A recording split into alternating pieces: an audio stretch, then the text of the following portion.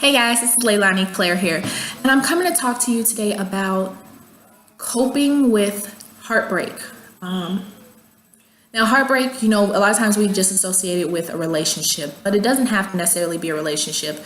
Your heart can be broken due to loss of a job, a situation, and any situation in your life where you were disappointed. And it's more or less coping with the disappointment and how to get yourself through that. I can say in my own life, I've had several disappointments and several situations that really left me with this feeling of emptiness. And the way that I've helped myself cope through many of these difficult situations was to first figure out what about the situation is actually hurting me, okay? Accepting that whatever the situation is, whatever it is that's making me feel like there's a lack, understanding that there is no such thing as lack. You can never lack anything. If someone leaves your life, it is not a lack of them being there. It is more or less, it's the idea in your head that you believe that you are losing something, when honestly, if you reevaluate the way you view things, situations or circumstances, it will help you lift yourself up. And that's what I've taught myself to do. So I'll give you like a brief scenario. I recently had a separation from my partner. We decided that we were going to, well, we didn't really discuss it, but it just kind of happened where we just kind of needed time away from each other. And so we just separated. Okay. I'm human. I know how to do this, so I've done it several times. So I know how to get myself through disappointments like that. But for someone who may not know, this is the first step to it. Allow yourself to be okay with how you feel. Okay?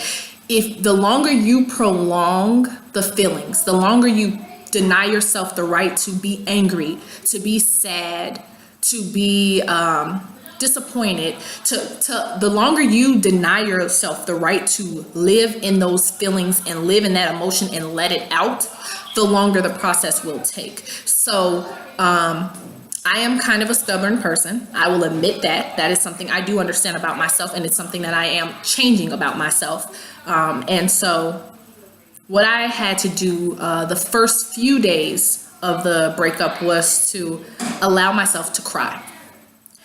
Whenever I felt like crying, I let myself cry. I let myself live in that emotion and feel that pain, feel the truth of the heartache that I was feeling. And then after I allowed myself to release those feelings, automatically I felt better. After the first few days of dealing with that, there were still parts of it that I was kind of coming to that point where once you've cried for a few days, you will start to feel your spirits lifting, which is a positive thing, and it's a good thing, and it's a great thing. But here comes the next step, okay? You have to go through all the stages of grief, meaning you have to get angry. You're going to go through the point where you blame. You have to allow yourself to actually go through the stages. And it doesn't matter the order, because, everybody likes to say there's this order. It doesn't matter how you go through it. You just need to go through it. And once you go through all those stages, you will feel better. Okay. The next few days after the first 3 days, I went through the point where I had to allow myself to get angry. I had to allow myself to scream and yell, and not necessarily at someone else, but for me, I like to record myself, as you can see, and so I have a video diary, and so I allowed myself to record myself in anger, where I was yelling and screaming and just pretty much owning up to how I felt about the situation, how I felt about him, where this was coming from, and just allowing myself to talk. Because the more you talk about it, the better you're going to feel about it. And sorry about that. So yeah, pretty much, I had to get angry and I had to really let it out. And once I did, I actually felt the release. The peace, because for me, I'm a naturally happy person. So for me to go into a place that was kind of angry, that was hard for me. And that was probably the piece that I needed to get through the first, But for, you know, it took a while for me to get to that point. But once I finally did, I felt the release. And after I felt that release, true happiness came back to me, because like I said, I'm a naturally happy person. I'm a very upbeat and pretty chipper person. But because of how much I had been holding in emotionally, especially in that respect, I had to allow myself to get into a place that was very uncomfortable for who I am as a person. But because I'm the type of person that is happy all the time, that doesn't mean that I'm exempt from having other emotions. So I had to allow myself to live through those emotions. And let's say you're naturally a not so upbeat person. You know, maybe you're normally down and you feel like that. Now, that's okay if that's who you are. If you're normally a person kind of like I call it Eeyore, the Eeyore personality. Like that kind of like you always have a reason to be sad, kind of pessimistic. That's fine. That's perfect for who you are. If that's who you are, that's who you are.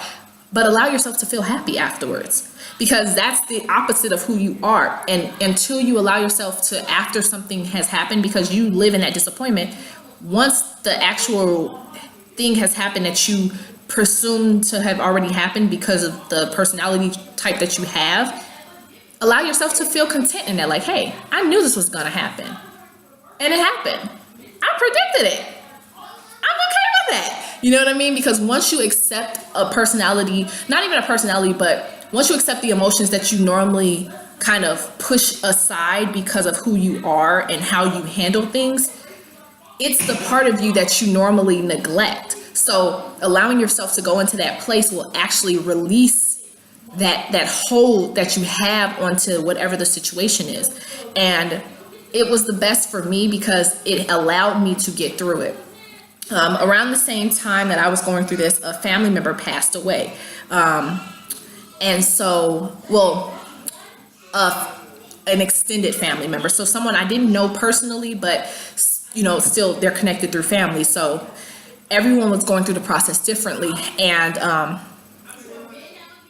my dad is kind of a worrier. So he was just in this place of like, oh my goodness, this is this, and this is that, and this is that. And I kind of had to like talk to him, and kind of some of the things that I kind of pointed out to him was, well, it's okay to grieve it. It's okay to feel hurt. It's okay to acknowledge all these feelings. Like I'm telling you, it's okay to acknowledge these feelings, but to stay in a state of worry and anxiousness is not a good thing. And I will never say to stay in any state of anything like that is a good thing, because it's unrealistic. You are allowed to have emotions, to have feelings. So it's never realistic for you to stay in one state all the time. Like I said, I'm a naturally happy person, but I'm allowed to cry, and I allow myself to do that, and I don't punish myself for doing that. And it's okay for my dad to worry. And that was what I was telling him. It's okay that you're kind of anxious and worried because it happened unexpectedly. It kind of threw everybody, you know, like everyone was like, whoa, what? How did this happen? You know, but at the same time, he's already passed. And how I had to explain to my father, especially with dealing with death, if the person has already passed, you're stressing, worrying, and this leaving yourself in this state of anxiety will do nothing for you, because unless you can bring people back from death, there's nothing you can do. It's okay for you to go through the feelings and to deal with the emotions and to go through the processes, but to be anxious and constantly worried and then trying to bring other people into that anxious, worried space with you is unhealthy. Because all it does is now you're bringing people into a place that's very uncomfortable, and you're leaving them in a place where it's going to stick there and it's going to resonate, and now it's going to like leak out into other areas. And because we all have enough in our lives to worry and stress about, staying in a state of anxiousness is never a good thing. So it's better to just allow yourself to go through whatever feelings you're feeling, and don't reject them, because if you reject them, you will be stuck in a state of anxiousness. Okay, guys? So that's all I wanted to talk about.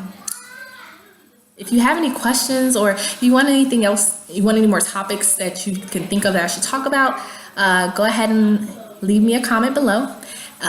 Love, peace, happiness. Namaste, guys. Bye.